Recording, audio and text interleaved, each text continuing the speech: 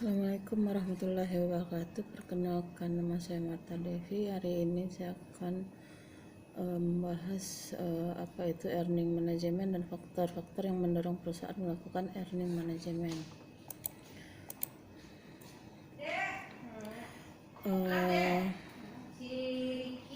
Pada kesempatan kali ini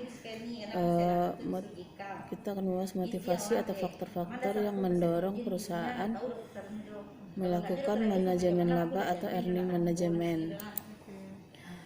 Motivasi perusahaan melakukan manajemen laba itu ada beberapa hal yang memotivasi perusahaan untuk melakukan manajemen laba, seperti pelanggaran kesepakatan kredit, kompensasi manajemen, atau memperoleh atau mempertahankan kendali atas perusahaan, penghematan pajak, pertimbangan peraturan, pertimbangan pasar modal, pertimbangan stakeholder, dan pertimbangan kondisi persaingan.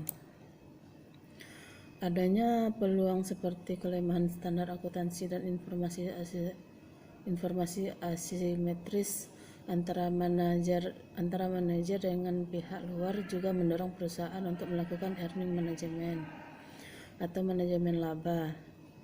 Selain itu, tujuan akuntansi sebagai informasi untuk meminimalkan konflik antara pihak-pihak yang berkepentingan memicu manajemen melakukan manajemen laba. Pihak-pihak yang berkepentingan tersebut yaitu investor, pemerintah, manajer, kreditur, karyawan, pemasok, dan juga pesaing.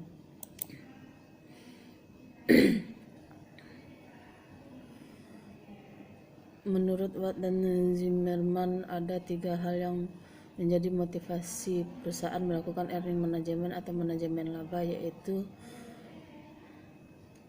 the bonus hypothesis, yaitu merupakan motivasi manajer untuk melakukan manajemen laba untuk meningkatkan persentase bonus yang dihitung dari dasar laba. Yang kedua itu lab covenant hypothesis, merupakan motivasi yang dilakukan manajer ketika terjadi perjanjian utang antara manajer dengan pemilik perusahaan, yang dimana semakin tinggi rasio utang suatu perusahaan, maka semakin tinggi pula kendala-kendala yang mungkin saja terjadi dalam perjanjian hutang, sehingga profitabilitas dalam pelanggaran perjanjian hutang semakin tinggi. Hal inilah yang semakin mendorong profitabilitas dalam pelanggaran perjanjian hutang semakin tinggi. Hal inilah yang semakin mendorong seorang manajer perusahaan untuk melakukan manajemen laba guna meningkatkan pendapatan perusahaan. Yang ketiga, the political cost hypothesis, yaitu merupakan suatu motivasi yang sengaja dilakukan karena regulasi pemerintah. Manipulasi laporan laba merupakan tindakan yang dilakukan untuk mempengaruhi keputusan yang dibuat. Di samping itu, income taxation juga menjadi alasan manajer melakukan manajemen laba.